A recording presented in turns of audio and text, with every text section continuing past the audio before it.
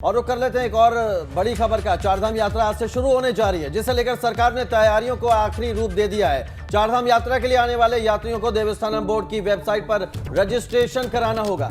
उसके बाद ही तीर्थ यात्रियों को यात्रा की परमिशन दी जाएगी, लेकिन यात्रा पर आने वाले श्रद्धालुओं की संख्या फिलहाल निर्धारित रहेगी। कोविड प्रोटोकॉल के तहत ही श्रद्धालुओं को यात्रा पर आने और दर्शन की इजाजत दी जाएगी। तो बड़ी खबर अपने दर्शकों को बता दें, आज से चारधाम यात्रा की शुरुआत हो रही है। कुछ शर्तें हैं, उन शर्तों का पालन किया जाएगा। निर्धारित संख्या रहेगी श्रद्धालुओं की और उसके तहत यात्रा कर सकते हैं चारधाम की। आज से शुरू होगी यात्रा, उसके लिए आपको रजिस्ट्रेशन कराना होगा। हाईकोर्ट के आदेश पर हर दिन निर्धारित रहेगी यात्रियों की संख्या। आज से हेमकुंड साहिब की यात्रा भी शुरू होने जा रही है।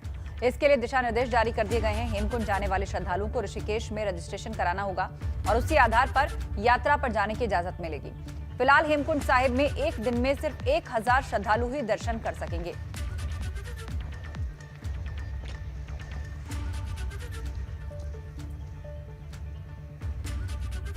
तो हेमकुंड साहिब की यात्रा भी शुरू हो रही है। उसके लिए पहले ऋषिकेश में रजिस्ट्रेशन करवाना होगा श्रद्धालुओं को और एक दिन में केवल 1000 श्रद्धालुओं को ही इजाजत है यहां पर जाकर दर्शन करने की। आने वाले सभी श्रद्धालुओं से हमारी हाथ जोड़ के विनती है कि आप जो भी कोविड की गाइडलाइन है उसको फॉलो करें और खास करके जो भी यात्री हेमकुंड साहिब की यात्रा के लिए आएंगे वह ऋषिकेश में ट्रस्ट के कार्यालय से अपना पंजीकरण करके यहाँ से पंजीकरण का कार्ड लेके तभी ऊपर के लिए प्रस्थान करें, अन्यथा उनको रास्ते में रोका जाएगा और वो परेशान होंगे। और ज्यादा जानकारी के लिए रुक करेंगे रवि कैंतुरा हमारे साथ लाइव जुड़ रहे हैं। रवि, बताइएगा, हेमकुंड साहिब की यात्रा शुरू हो रही है, चारधाम की यात्रा शुरू हुई, हेमकुंड साहिब की यात्रा भी शुरू हो गई है। कितना उत्साह भक्तों में इसके लिए है और क्या तैयारियां प्रशासन की?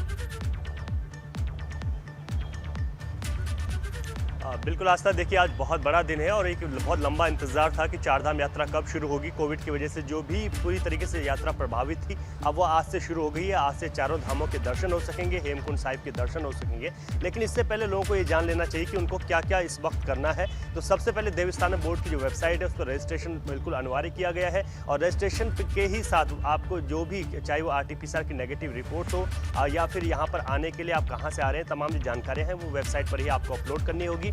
उसके बाद आपको यात्रा में जाने की इजाज़त दे दी जाएगी। लेकिन इसके साथ ही इस बार क्योंकि संख्या भी सीमित की गई है, अगर बद्रीनाथ जी की बात करें तो वहाँ पर 1000 यात्री ही प्रतिदिन दर्शन कर सकेंगे। केदारनाथ जी में 800 यात्री दर्शन कर सकेंगे। गंगोत्री यमुनोत्री में 600-400 की संख्या जो है सीमित की गई है। हेमकुंड साहिब की बात करें तो वहाँ पर भी 1000 यात्री ही प्रतिदिन दर्शन कर सकेंगे। तो ऐसे में जो भी रजिस्ट्रेशन होगा, क्योंकि अगर हम हेमकुंड साहिब की यात्रा की बात करें तो इसका रजिस्ट्रेशन ट्रस्ट के माध्यम से किया जाएगा और वो रजिस्ट्रेशन ऋषिकेश में होना है। तो ऐसे में 1000 यात्रियों को ही प्रतिदिन वहाँ पर भेजा जाएगा। इसके पीछे मंशा ये है कि क्योंकि कोविड के जो कुछ मामले अभी आ रहे हैं, जो भी अभी कोविड की जो थर्ड वेव की जो आशंका है उसको देखते हुए कि किसी भी तरीके से कोई भीड़ भाड़ ज़्यादा इकट्ठा ना हो, उसको देखते हुए इन सब चीज़ों को किया गया है। तो आज से इस यात्रा को शुरू कर दिया गया। इसके लिए स्पष्ट SOP जारी हो गई है। जिन लोगों को कोविड की दोनों वैक्सीन लग चुकी हैं वो अपना सर्टिफिकेट दिखाकर उनको यहाँ पर आने की इजाज़त मिलेगी और इसके साथ ही जो लोग यहाँ पर आना चाह रहे हैं उनको RT-PCR की नेगेटिव रिपोर्ट ज़रूर लानी होगी।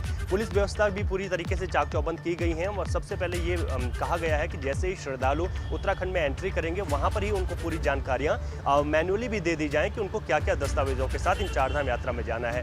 इसके साथ ही बात करें, क्योंकि बरसात का सीजन अभी लगातार चल रहा है, पहाड़ी ऊपरी जो मार्ग हैं वहाँ पर बरसात हो रही है, लैंडस्लाइडें हैं, तो ऐसे में वहाँ पर भी इस वक्त क्योंकि बहुत ज़्यादा अलर्ट अब जो है SDRF और पुलिस को कर दिया गया है, क्योंकि जब यात्रा होगी तो बहुत ज़्यादा ट्रैफिक यहाँ पर होगा। तमाम जो श्रद्धालु हैं वो देश विदेश से उत्तराखंड पहुँचेंगे और ऐसे में अगर सड़क मार्ग बाधित होते हैं तो उन पर तुरंत जो है काम किया जा सके, उनको सुचारू किया जा सके। तो तमाम जो चाक चौबंद व्यवस्थाएं उनको किया गया है। अगर हम स्वास्थ्य की बात करें तो तमाम जगहों पर जो कैंप हैं वो लगाए गए हैं और इसके साथ ही कुछ लोग ऐसे अगर वहाँ पर पहुँचते हैं जिन्होंने अपनी RT-PCR नेगेटिव रिपोर्ट नहीं की है और वो गौरीकुंड तक पहुँच गए हैं या फिर चारधाम के करीब पहुँच गए हैं, तो वहाँ पर भी जो है टेस्ट की सुविधा की गई है। इसके साथ ही जो हेल्थ डिपार्टमेंट है उसके कैंप के आधार पर तमाम जो हर साल जिस तरीके से यात्रा में सुविधाएं होती हैं वो वहाँ पर मुहैया कराने के लिए कहा गया है। लेकिन इस बार कोविड है और ऐसे में तमाम चीज़ें वहाँ पर खासतौर पर ऑक्सीजन की उपलब्धता भी अगर हो सके तो वो भी चीज़ें की गई हैं। तो आज बड़ा खुशी का दिन है उत्तराखंड के लिए और पूरे विश्व प्रसिद्ध चारधाम यात्रा आज से शुरू हो रही है और ऐसे में हेमकुंड साहिब की यात्रा भी शुरू कर दी गई है। बिल्कुल,